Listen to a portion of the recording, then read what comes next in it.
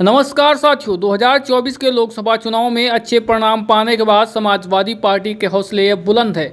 अब समाजवादी पार्टी को अखिलेश यादव राष्ट्रीय पार्टी का दर्जा दिलाने की कवायद में लग गए हैं। दोस्तों, आपको बताते हैं आखिरकार कैसे अखिलेश यादव समाजवादी पार्टी को राष्ट्रीय पार्टी बनाएंगे और आखिरकार क्या मायने होते हैं, कौन कौन से लाभ मिलते हैं राष्ट्रीय पार्टी को और कौन सी कंडीशन होती हैं कि किसी एक क्षेत्रीय पार्टी को राष्ट्रीय पार्टी बना सकते हैं, जिनको पूरा करके क्षेत्रीय पार्टी को राष्ट्रीय पार्टी बना सकते हैं। तो दोस्तों, उससे पहले आपको बता दें कि अभी 2024 में ही विधानसभा चुनाव होने हैं 4 राज्यों में, जम्मू कश्मीर, हरियाणा, झारखंड और महाराष्ट्र, जिनमें इंडिया गठबंधन के तहत समाजवादी पार्टी कांग्रेस के साथ मिलकर चुनाव लड़ने की कवायद में लगी हुई है। समाजवादी पार्टी ने साफ तौर पर कांग्रेस से कह दिया है कि उत्तर प्रदेश में जो 10 विधानसभा सीटों पर उपचुनाव होने हैं, उनमें से 2 सीटें हम आपको तभी देंगे जब आप हमको हरियाणा और महाराष्ट्र में चुनाव लड़ने के लिए सीटें देंगे। चुनाव तो वैसे भी लड़ेंगे, लेकिन इंडिया गठबंधन के तहत में अगर ठीक ठाक सीटें दी गई हैं तभी उत्तर प्रदेश में कांग्रेस को सीटें समाजवादी पार्टी देगी, अन्यथा नहीं देगी। इसी तरीके से अखिलेश यादव समाजवादी पार्टी को राष्ट्रीय पार्टी बनाने वाले हैं। दोस्तों, आपके मन में सवाल उठ रहा होगा कि आखिरकार किसी पार्टी को राष्ट्रीय पार्टी का दर्जा किस तरह मिलता है। तो दोस्तों, आपको बता दें, इसके लिए केंद्रीय चुनाव आयोग के अधिनियम 1968 का पालन किया जाता है, जिसके मुताबिक किसी पार्टी को राष्ट्रीय दल का दर्जा हासिल करने के लिए 4 या उससे अधिक राज्यों में लोकसभा चुनाव या विधानसभा चुनाव लड़ना होता है। इसके साथ ही इस चुनाव में उस पार्टी को कम से कम 6% मत हासिल करने होते हैं। इसके अलावा उस पार्टी को कम से कम 4 उम्मीदवार किसी राज्य या राज्यों में सांसद चुने जाएं, या वह पार्टी कम से कम 4 राज्यों में क्षेत्रीय पार्टी होने का दर्जा हासिल कर ले, या वह पार्टी लोकसभा में कुल सीटों में से कम 2% सीटें जीत जाए। वह जीते हुए उम्मीदवार 3 राज्यों से होने चाहिए। ये तो रहा आखिरकार कौन कौन सी कंडीशन पास करने के बाद एक पार्टी को राष्ट्रीय पार्टी का दर्जा मिलता है। अब बताते हैं आखिरकार राष्ट्रीय पार्टी बन जाने के बाद कौन कौन से फायदे मिलते हैं। दोस्तों, पहला फायदा मिलता है चुनाव चिन्ह का। राष्ट्रीय पार्टी को पूरे देश में एक चुनाव चिन्ह पर चुनाव लड़ने का मौका मिलता है। वह चुनाव चिन्ह किसी भी दूसरे दल को नहीं दिया जाता। अगर किसी राज्य में राष्ट्रीय पार्टी चुनाव लड़ रही है और वहां कोई क्षेत्रीय दल उसी पार्टी के चुनाव चिन्ह के साथ चुनावी मैदान में उतरता है, तो ऐसी स्थिति में राष्ट्रीय पार्टी को वरीयता दी जाती है।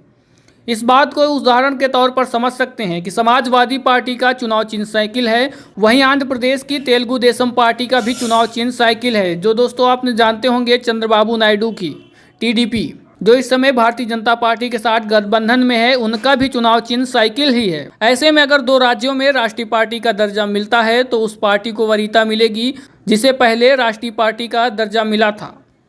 और दोस्तों, दूसरा लाभ मिलता है दूरदर्शन पर मुफ्त में विज्ञापन का समय भी मिलता है। चुनाव के वक्त राष्ट्रीय पार्टियों को पब्लिक ब्रॉडकास्टर यानी दूरदर्शन के टीवी चैनल पर मुफ्त में चुनाव प्रचार करने का समय दिया जाता है। अलग अलग पार्टियों को अलग अलग समय दिया जाता है। स्टेट पार्टियों को भी चुनाव प्रचार का समय दिया जाता है, लेकिन राष्ट्रीय पार्टियों में से वरीयता मिलती है। स्टार प्रचारक के खर्चे भी मिलते हैं। दोस्तों, तीसरा लाभ है स्टार प्रचारकों के खर्च भी मिलते हैं। चुनाव आयोग की तरफ से चुनाव में खर्च करने की एक सीमा तय की जाती है और सभी उम्मीदवारों को अपने खर्चे की जानकारी चुनाव आयोग को देनी होती है। सभी पार्टियों में चुनाव प्रचार के लिए कुछ स्टार प्रचारक भी होते हैं। जबकि वो किसी क्षेत्र में प्रचार के लिए जाते हैं तो वहाँ का चुनावी खर्च निश्चित रूप से बढ़ जाता है। ऐसे में इस बढ़े हुए खर्च को राष्ट्रीय पार्टी चुनावी खर्च में अलग कर सकती है। हर राष्ट्रीय पार्टी 40 स्टार प्रचारक तय करती है और इसके साथ ही राष्ट्रीय पार्टियों को सरकार की तरफ से दफ्तर बनाने के लिए जमीन भी मुहैया कराई जाती है। तो दोस्तों, इस तरह के ढेर सारे लाभ राष्ट्रीय पार्टियों को मिलते हैं। इसी के लिए अब समाजवादी पार्टी को भी अखिलेश यादव राष्ट्रीय पार्टी बनाने वाले हैं और उसकी कवायद में अभी से लग गए हैं, क्योंकि 2024 के जिस तरह से परिणाम समाजवादी पार्टी के पक्ष में आए, उत्तर प्रदेश में सबसे बड़ी पार्टी बनकर उभरी है, तो ऐसे में अब समाजवादी कार्यकर्ताओं का भी मन है कि उनकी समाजवादी पार्टी अब राष्ट्रीय पार्टी का दर्जा पाए। और दोस्तों, बता दें कि देश में अब तक जो राष्ट्रीय पार्टियां हैं उनमें से सिर्फ 6 पार्टियां राष्ट्रीय पार्टियां हैं। पहली पार्टी भारतीय राष्ट्रीय कांग्रेस, और दूसरी भारतीय जनता पार्टी, तीसरी बहुजन समाज पार्टी और चौथी कम्युनिस्ट पार्टी ऑफ इंडिया यानी CPM, और 5वीं नेशनल पीपल्स पार्टी NPP।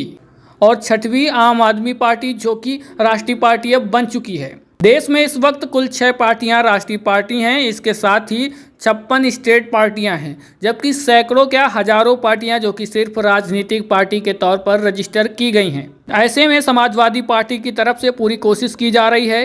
जो 2024 के लास्ट में 4 राज्यों में विधानसभा चुनाव होने हैं, उनमें इंडिया गठबंधन के तहत रहकर अलग अलग राज्यों में चुनाव लड़ा जाए और जो सीटें हिस्से में मिले उनमें जीत दर्ज कर समाजवादी पार्टी को राष्ट्रीय पार्टी बनाया जाए। दोस्तों, आपको जानकारी के लिए बता दें कि 2024 के परिणाम के बाद समाजवादी पार्टी अब शांत नहीं है, उसके भी हौसले बुलंद हैं। लगातार अखिलेश यादव जगह जगह पर जाकर बैठकें ले रहे हैं, वो चाहे लखनऊ में कार्यालय में हो या सैफई में हो या अन्य जिलों में हैं। लगातार कार्यकर्ताओं से मिल रहे हैं, नेताओं से मिल रहे हैं, बातचीत कर रहे हैं और आगे की रणनीति को बनाते जा रहे हैं। और 2024 तो अब निकल ही रहा है, उसके बाद 2027 में किस तरह से उत्तर प्रदेश में फिर से समाजवादी पार्टी की सरकार को बनाना है, इसकी कवायद में भी लग गए हैं। 2027 में किस तरह से भारतीय जनता पार्टी को हराना है और समाजवादी पार्टी की सत्ता स्थापित करना है, इसके लिए अभी से मेहनत शुरू हो गई है।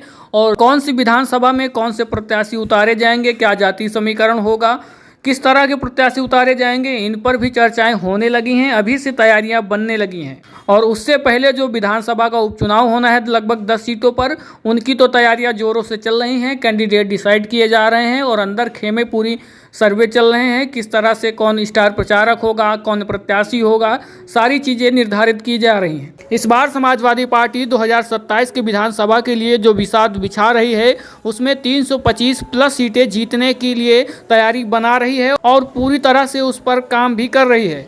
जो पिछली बार विधानसभा के चुनावों के लिए प्रत्याशी देर से उतारे गए थे, इस बार वैसा नहीं होने वाला। इस बार पहले से प्रत्याशी निर्धारित कर दिए जाएंगे और उनको अंदर खेमे तैयारी में लगा दिया जाएगा 6 महीना साल भर पहले से ही, और प्रत्याशियों की सूची बिल्कुल लास्ट में जारी की जाएगी। लेकिन प्रत्याशी वहां पर पहले से ही मेहनत कर रहे होंगे और उनका निर्धारण पहले ही हो चुका होगा।